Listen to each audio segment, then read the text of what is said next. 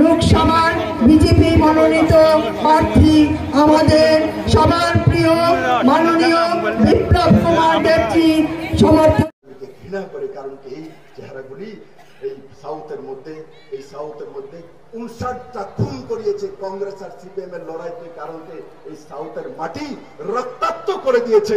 আর আজ এরা কংগ্রেস সিপিএম একাত্র হয়ে নরেন্দ্র ভাই মোদীর বিরুদ্ধে ভোট চাইবার জন্য ত্রিপুরার মানুষের কাছে যাবে, মহিলাদের কাছে যাবে। এদের কাছে জবাব দেওয়া উচিত। ত্রিপুরাতে কংগ্রেস সিপিএম একাত্র হয়ে ব্যক্তি স্বার্থের রাজনীতি করছে। আর কেরালাতে কমিউনিস্টের সরকার, সেখানে রাহুল গান্ধীর বিরুদ্ধে, কংগ্রেসের মূল নেতা রাহুল গান্ধীর বিরুদ্ধে এ রাজার পত্নীকে খাড়া করে দিয়েছে। এ হচ্ছে কমিউনিস্ট কংগ্রেসের চরিত্র। এই কেরালার মধ্যে কংগ্রেসীরা ও সিপিএম একে অপরের বিরুদ্ধে লড়ছে, রাহুল গান্ধীর বিরুদ্ধে ক্যান্ডিডেট দিয়ে বসে আছে। আর ত্রিপুরাতে দুইজনের গলাগুলি করে বের হয়েছে।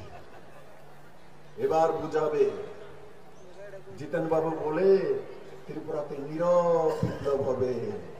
এবার জিতেন বাবু আপনি আগেই বুঝে গেছেন যে এবার ত্রিপুরাতে নীরব বিপ্লব হবে। প্রার্থীটাও বিপ্লব দেব, আর আপনি বুঝে লাইছেন যে এবার নীরব বিপ্লব হবে। ত্রিপুরার মহিলারা আপনাদেরকে ছাড়বে না, ত্রিপুরার যুবারা আপনাদেরকে ছাড়বে না।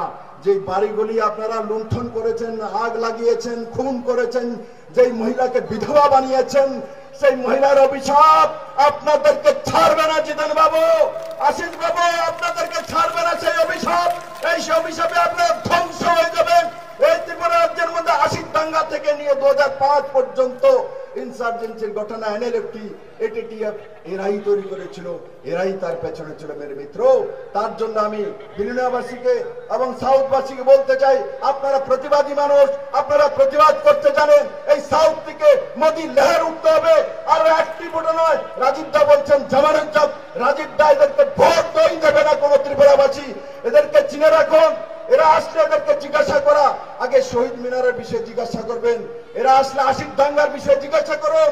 এরা আসলে সাউথে যে 59টি খুন হয়েছে সেই বিষয়ে জিজ্ঞাসা করুন। এই খুনগুলি কেন হয়েছে বাদল বাবুকে জিজ্ঞাসা করুন। এত খুন কেন হলো সাউথের মাটিতে, কেন সাউথের মাটি লাল হলো, তার জবাব কে দিবে মেরে মিত্র।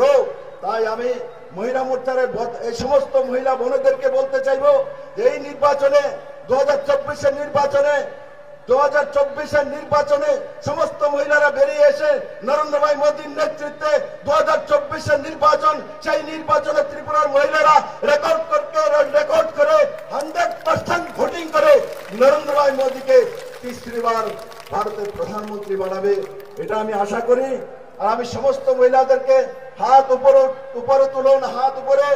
সমস্ত মহিলারা, পুরুষরাও তুলতে পারেন, এটা আমি নিবেদিতা আর আমি রাজীব ভট্টাচার্য না, আপনারা তুলতে পারেন। বাইরে যারা আছেন হাত তুলুন, কোনো অসুবিধা নেই, হাত তুলুন। আমি সিপিএম এ ভোট দেওয়ার জন্য বলবো না, বলুন ভারত মাতা কি, ভারত মাতা কি, নরেন্দ্র ভাই মোদী কি, জেপি नड्डा की, राजीव भट्टाचार्य की, डॉक्टर मानिक शाह की, बिरुनिया मंडल की, महिला मोर्चा की। धन्यवाद।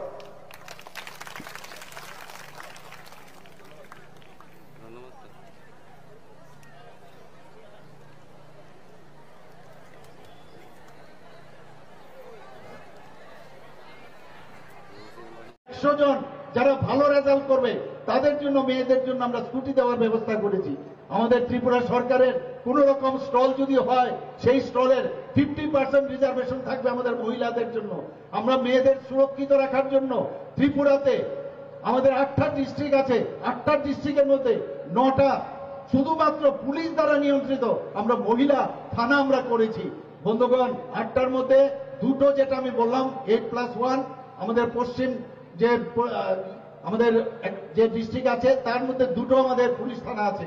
শুধু তাই নয়, 24/7 আমাদের পুলিশ সহায়তা কেন্দ্র সমস্ত যে থানাগুলো আছে সেই জায়গায় আমরা করেছি। কারণ আমরা জানি যে মহিলারা কোনো সমস্যা যদি হয়, অনেক সময় পুরুষ যারা পুলিশ আছে বা পুলিশ আধিকারিকরা আছেন তাদের কাছে গিয়ে কথা বলতে, তাদের যে সমস্যাগুলো সেগুলো বলতে গিয়ে অনেক সময় সমস্যা হয়। বন্ধুগণ, আমাদের মহিলাদের সুরক্ষিত রাখার জন্য বিভিন্ন জায়গায় আগরতলা থেকে শুরু করেছি, বিভিন্ন ক্যামেরা লাগাচ্ছি। যাতে কোনো জায়গায়, আর আমি আমাদের সরকারের পক্ষ থেকে বারবার বলেছি যে কোনো অবস্থায় কোনো মহিলা যাতে নির্যাতিত না হয় সেই জিরো টলারেন্স আমরা আসবো। আমরা এমন এক রাজ্য, এমন এক রাজ্য এবং এমন এক দেশ আমরা বানাতে পারি, আমরা কি বানাতে পারি না যেখানে মহিলাদের উপর কোনো ধরনের অত্যাচার হবে না।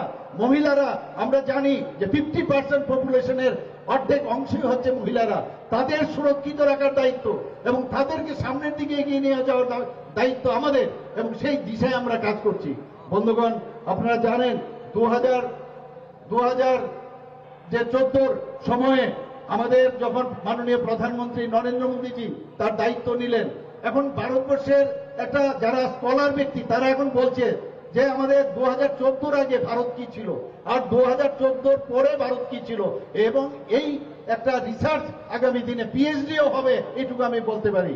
বন্ধুগণ, আমরা দেখেছি 2014 সময়ে এই ভারতবর্ষ টিকবে কি টিকবে না এরকম একটা অবস্থা হয়েছিল।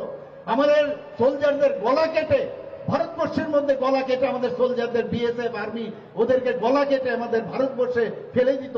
আমাদের পার্লামেন্টে গণতন্ত্রের পীঠস্থান সেখানে আক্রমণ করেছে, বোম্বেতে বোম ব্লাস্টিং করেছে, গোলাগুলি করে কত লোককে শহীদ করেছে। সেই জায়গায় দাঁড়িয়ে মাননীয় প্রধানমন্ত্রীজি যখন এলেন তখন সেই সার্জিক্যাল স্ট্রাইক, এয়ার স্ট্রাইকের মাধ্যমে বুঝিয়ে দিলেন যে ये नहीं चलेगा।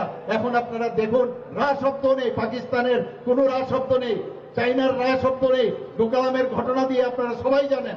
আমাদের সুরক্ষার দিক দিয়ে মাননীয় প্রধানমন্ত্রী যে আমাদের সুরক্ষিত রেখেছেন, আমাদের আর্থসামাজিক উন্নয়নের জন্য আমাদের মহিলাদেরকে যেভাবে আমাদের, যেখানে 2014-তে ত্রিপুরাতে মাত্র 4 থেকে 5 হাজার এখানে এসএইচজি গ্রুপ ছিল, সেখানে আজকে 56,000-এর উপরে আমাদের এসএইচজি গ্রুপ হয়েছে। 5 লাখ মহিলা তার সাথে যুক্ত হয়েছে। আমি বিভিন্ন জায়গায় যাই, সেখানে আমি যখন দেখি আমাদের মহিলাদের মধ্যে এখন একটা চেহারা দেখলো, face is the index of mind, আমরা চেহারা দেখে বুঝতে পারি এখন সেই ঘরের শুধুমাত্র কাজকর্ম শুধু করতে হয় না, সাথে সাথে কাজও করতে হয়, এবং তার যে ভোকাল ফর লোকাল, তাদের নিজেদের প্রোডাকশনও বিভিন্ন কৃষি কাজ থেকে আরম্ভ করে বিভিন্ন ভাবে ওরা যুক্ত হয়েছে। আমাদের ত্রিপুরা সরকারের মাধ্যমে, আমরা ব্যাংকের মাধ্যমে রিভলভিং ফান্ড ওনাদের দিচ্ছি। ওনাদের যতক্ষণ ধরে মহিলারা উন্নয়ন না হবে, তবে কোনো অবস্থায় আমাদের সমাজেরও সেই পরিবর্তন বা উন্নয়ন হবে না। সেই দিশায় আমাদের কাজ করছি। বন্ধুগণ, আপনারা জানেন মাননীয় প্রধানমন্ত্রীজি বারবার বলছেন যে act is policy, act is policy